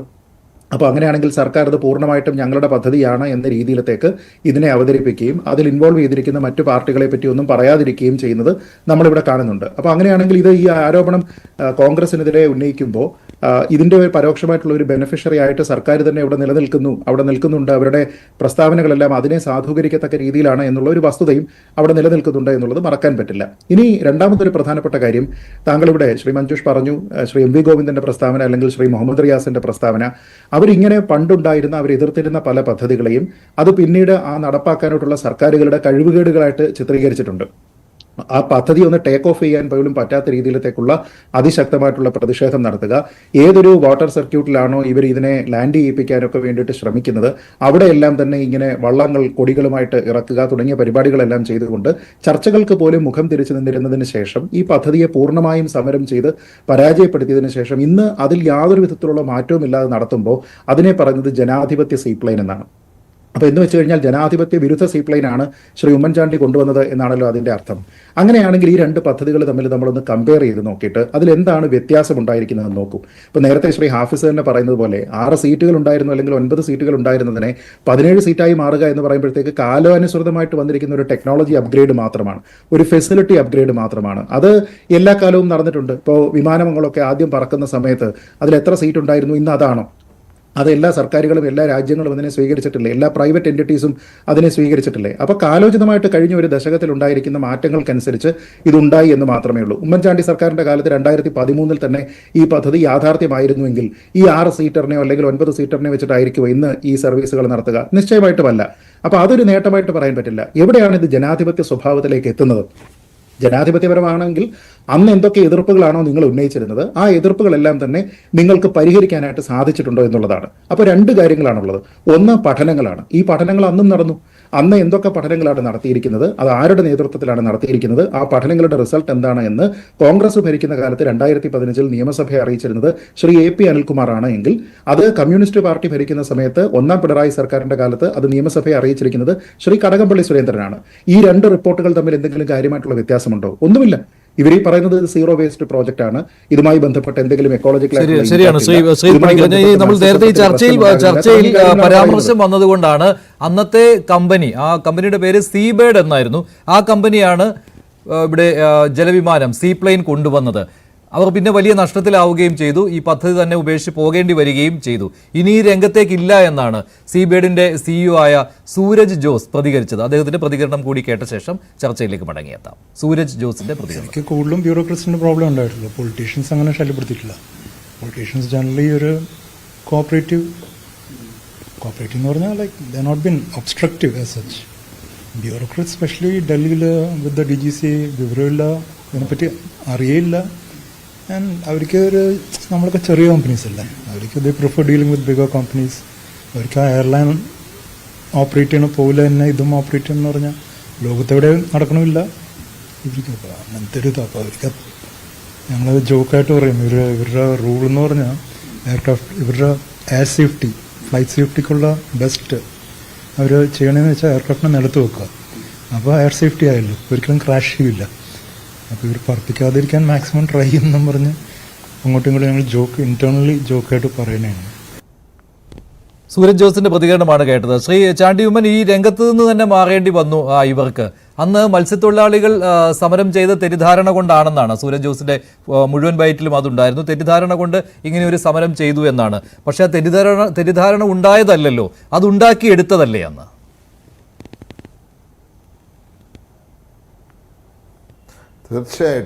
തീർച്ചയായിട്ടും എനിക്ക് സർക്കാരിനോട് ചോദിക്കാനുള്ളത്, ഇപ്പം എത്ര സ്റ്റേക്ക് ഹോൾഡേഴ്സുമായിട്ട് ചർച്ച നടത്തിയിട്ടുണ്ട്?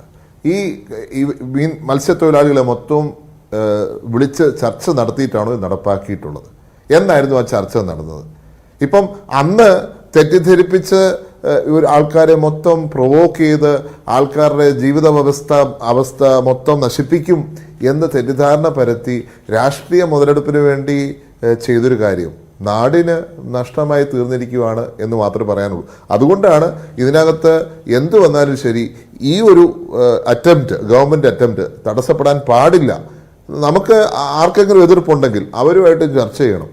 നമുക്കറിയാലോ വിഴിഞ്ഞത്ത് നടന്ന സമരം എന്തുമാത്രം ആളുകൾ ബുദ്ധിമുട്ടി.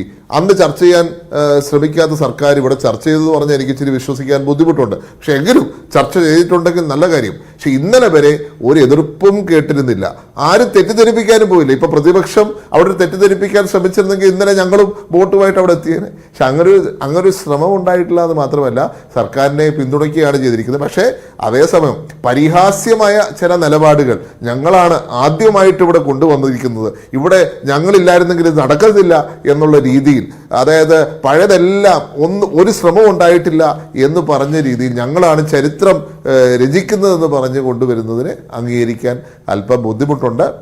ഇന്ത്യയിൽ ആദ്യമായിട്ട് തന്നെ വന്ന പ്രോജക്റ്റ് കേരളത്തിലായിരുന്നു. ആ കേരളത്തിലെ പ്രോജക്റ്റ് ടേക്ക് ഓഫ് ചെയ്യാത്തതിന്റെ കാരണം ടേക്ക് ഓഫ് ചെയ്ത ഫ്ലൈറ്റിനെ ലാൻഡ് ചെയ്യാൻ അനുവദിക്കാത്ത ഇടതുപക്ഷത്തിന്റെ നിലപാടാണ്. മത്സ്യത്തൊഴിലാളികളെ ഞാൻ പറയില്ല, അവരെ തെറ്റിദ്ധരിപ്പിച്ചും അവർ ലോകത്തെ എല്ലായിടത്തും ഇത് ഉണ്ടല്ലോ, ലോകത്തെ എത്ര സ്ഥലത്താണ് ഇത് നിലനിൽക്കുന്നത്, അവിടെയൊക്കെ എങ്ങനെയാ ആ ആവാസ വ്യവസ്ഥയുമായി ചേർന്ന് പോവുകയല്ലേ. അപ്പോൾ ഹൗസ് ബോട്ട് നിൽക്കുന്ന പോലെ, സ്പീഡ് ബോട്ട് നിൽക്കുന്ന പോലെ നമ്മുടെ നാട്ടിൻ്റെ വ്യവസായത്തിലും ടൂറിസത്തിലും ചേർന്ന് നിൽക്കാൻ പറ്റുന്ന ഒരു സാധനമാണ് സീപ്ലെയിൻ. പക്ഷെ ആദ്യമേ തന്നെ അതിനെ അടച്ചാക്ഷേപിച്ച് എന്താ പറയുക, നാട് കടത്തി. ഇന്ന് നാട് കടത്തിയവർ മാതൃഭൂമി ഇതുപോലെ നാട് മുറിച്ച് കൊണ്ടുവരിക, അതാണ് യാഥാർത്ഥ്യം. ആ യാഥാർത്ഥ്യം കേരളത്തിലെ ജനങ്ങൾ ഇന്നത്തെ തലമുറ അറിയണം. ഇനിയിപ്പോൾ INTUC ഇങ്ങനെ ഒരു പ്രശ്നമുണ്ടെങ്കിലും INTUC ഈ പദ്ധതിയെ ഇപ്പോഴും എതിർക്കുകയാണെങ്കിൽ അത് വേണ്ട എന്നുള്ള നിലപാട് താങ്കൾക്കുണ്ടോ? അങ്ങനെ ഒരു കൺസേണിന്റെ ആവശ്യമില്ല എന്ന്? അതെ, INTUCയുടെ നിലപാട് INTUCക്ക് ആവാം, അത് INTUC എന്ന സംഘടനയുടെ പാർട്ടിയുടെ നിലപാടാണ്. പക്ഷേ എന്നെ സംബന്ധിച്ചും എനിക്ക് തോന്നുന്നു കോൺഗ്രസ് പാർട്ടിയെ സംബന്ധിച്ചും അത് തന്നെയായിരിക്കും. എനിക്ക് കോൺഗ്രസ് പാർട്ടിക്ക് വേണ്ടി ഔദ്യോഗികമായി പറയാൻ സാധിക്കത്തില്ലെങ്കിൽ പോലും എൻ്റെ വ്യക്തിപരമായ കാഴ്ചപ്പാടും ഒപ്പം പാർട്ടിയുടെ നിലപാടും അത് നാടിൻ്റെ വികസനവും നാടിൻ്റെ വളർച്ചയും നാടിൻ്റെ മുന്നോട്ട് പോക്കും വളരെ പ്രോഗ്രസീവായിട്ടുള്ള ലീഡർഷിപ്പാണ് കോൺഗ്രസിനുള്ളത്. അത് VD സതീശനാണെങ്കിലും KPC പ്രസിഡന്റ് ആണെങ്കിലും ഏറ്റവും പ്രിയപ്പെട്ട KC വേണുഗോപാലാണെങ്കിലും ശരി, അങ്ങനെ ഒരു നിലപാടിൽ തന്നെയാണ് അവർ നിൽക്കുന്നത്. അറിയാലോ, ശ്രീ KC വേണുഗോപാൽ ഉൾപ്പെടെയുള്ളവർ അന്ന് വ്യോമയാന വകുപ്പ് കൈകാര്യം ചെയ്യുന്ന സമയത്താണ് ഇത് നടക്കുന്നത്. അപ്പോൾ വളരെ പോസിറ്റീവായിട്ട് ഒരു അപ്രോച്ചാണ് അന്നെടുത്തത്.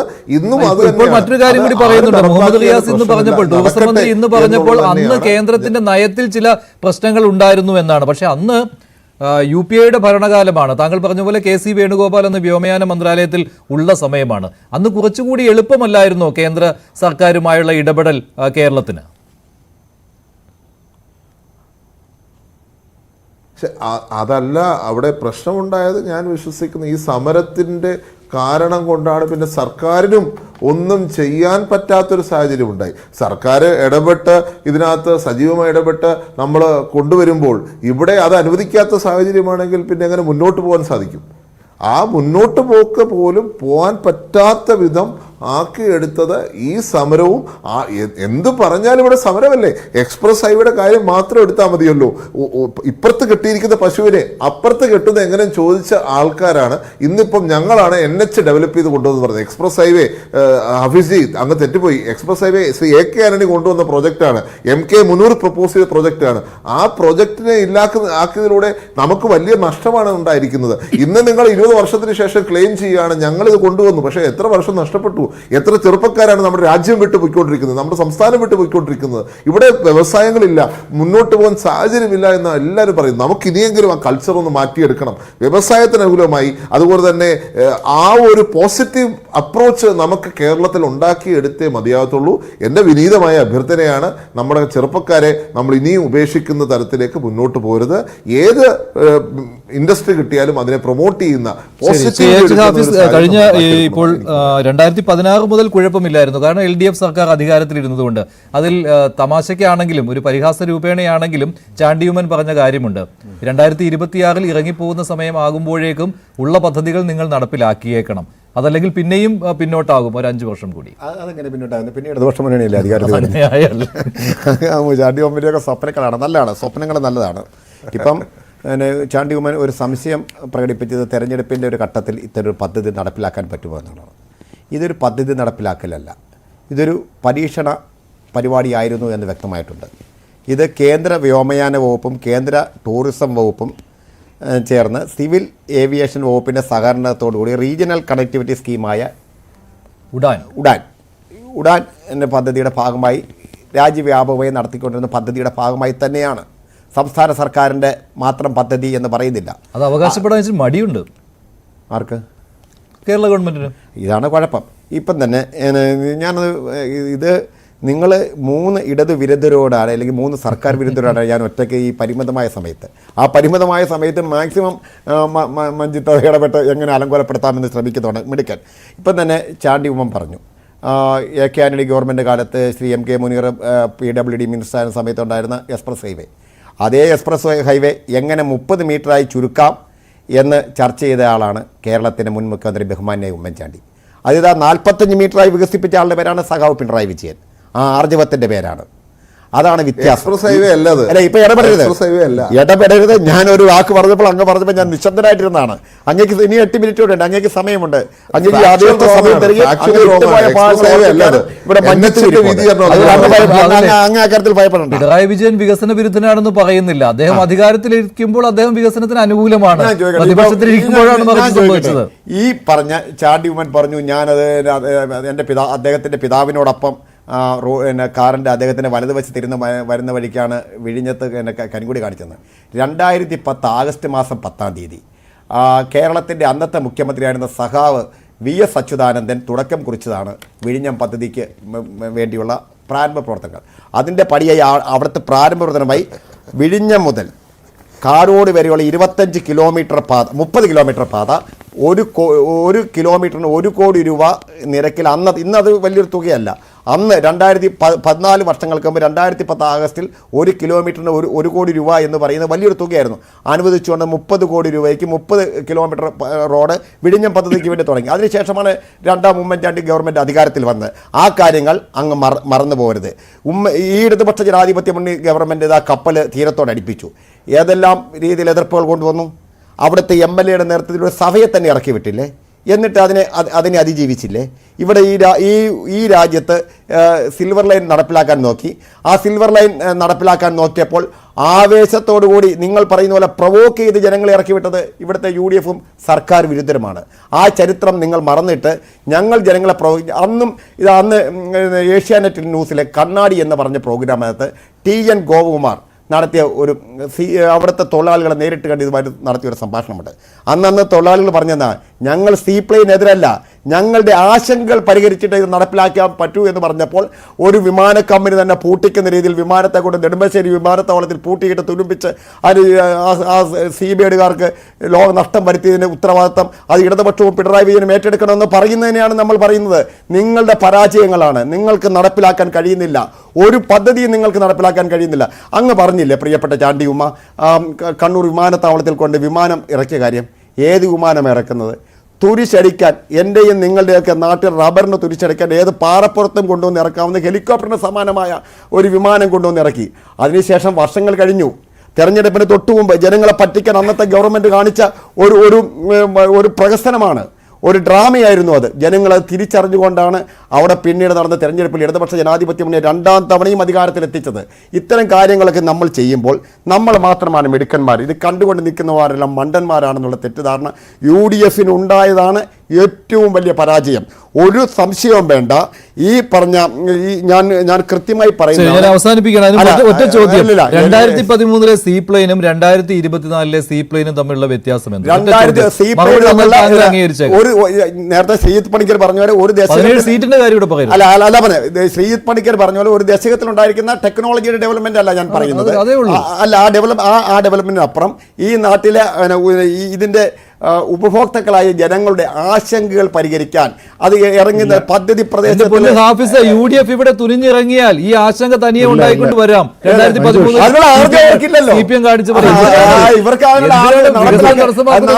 മീറ്റർ പാത എങ്ങനെ 30 മീറ്റർ ആക്കി വെട്ടി ചുരുക്കാമെന്ന് ചിന്തിച്ചവരാണ് ഉമ്മൻചാണ്ടി ഗവൺമെന്റിന്റെ ആൾക്കാർ. കാറപ്പുറത്തിറക്കുന്ന വിമാനം ഇറക്കിയിട്ട് ഇവിടെ വിമാനത്താവളം വന്നു നിങ്ങൾ ഇത്ര സമയം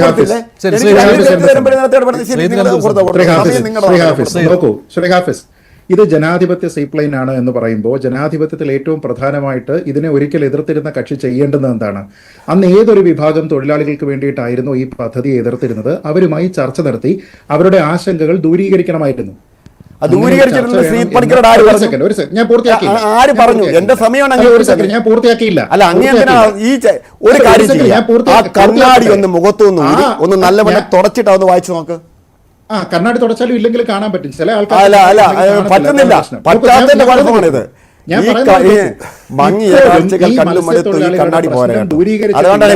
ആശങ്ക അവിടെ മങ്ങിയ കാഴ്ചകളെ കാണുന്നുള്ളൂ. ശ്രീ PP ചിത്തരഞ്ജൻ പോലും ഇപ്പോഴും പറയുന്നത് മത്സ്യത്തൊഴിലാളികളുടെ പ്രശ്നം അവിടെ തന്നെ നിലനിൽക്കുന്നുണ്ട് എന്നും അതുകൊണ്ട് ഈ പദ്ധതി എതിർക്കണമെങ്കിൽ എതിർക്കണമെന്നുമാണ്. അപ്പൊ എന്ത് ചർച്ചയാണ് ചിത്തരഞ്ജൻ അറിയാത്ത എന്ത് ചർച്ചയാണ് ആലപ്പുഴയിൽ നിങ്ങൾ നടത്തിയിരിക്കുന്നത്? ചിത്തരഞ്ജൻ അറിയാത്ത ഏത് ചർച്ചയാണ് മത്സ്യത്തൊഴിലാളികളോട് നിങ്ങൾ നടത്തിയിരിക്കുന്നത്? മത്സ്യത്തൊഴിലാളികളുമായി ചർച്ച നടത്തിയ ശേഷം മാത്രമേ മത്സ്യത്തൊഴിലാളികളുടെ മേഖലയിലേക്ക് സീപ്ലെയിൻ പോകൂ. അതുകൊണ്ട് ഇപ്പൊ ഈ കഴിഞ്ഞ ദിവസം പണിക്കർക്ക് ആ മന്ത്രി സംഖ്യ രാജീവ് ആവശ്യമൊന്നുമില്ല. ഒരു അങ്ങനെ ഒരു കാര്യം ചെയ്യുക, എല്ലാ പരിപാടിയും നിർത്തി ഇനിയുണ്ടല്ലോ നിരീക്ഷകനായി കുറച്ച് നാൾ ആലപ്പുഴയിൽ പോയി ആണെങ്കിൽ അത് ഇവിടെയുള്ള നിങ്ങളുടെ പല യൂട്ടേണുമാണ്, പല പദ്ധതികളിലുമുള്ള നിങ്ങളുടെ യൂട്ടേൺ ആണ്. അതിന്റെ പ്രതീകാത്മകമായിട്ടാണ് കഴിഞ്ഞ ദിവസം റോഡിൽ ഒരു യൂട്ടേൺ ഉദ്ഘാടനം ചെയ്തത് എന്ന് മാത്രമേ ഉള്ളൂ. കുറച്ചുകൂടി നല്ല ക്യാപ്സൂൾ പറയുക. അതായത് ഇപ്പോഴത്തെ സീ പ്ലെയിൻ വന്ന് ഇറങ്ങുന്ന സമയത്ത് അവിടെയുള്ള തിലാപ്പിയ കുഞ്ഞുങ്ങൾക്ക് ഞങ്ങൾ ഹെൽമെറ്റ് കൊടുക്കുന്നുണ്ട്, അതുകൊണ്ട്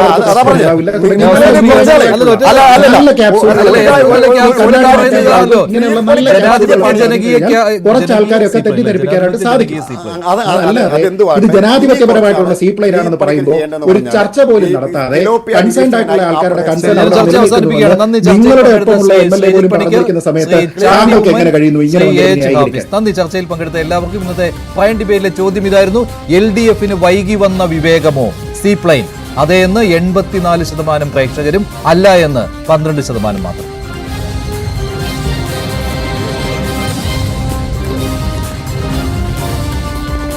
പ്രൈം ഡിബേറ്റ് അവസാനിക്കുന്നു. നന്ദി, നമസ്കാരം.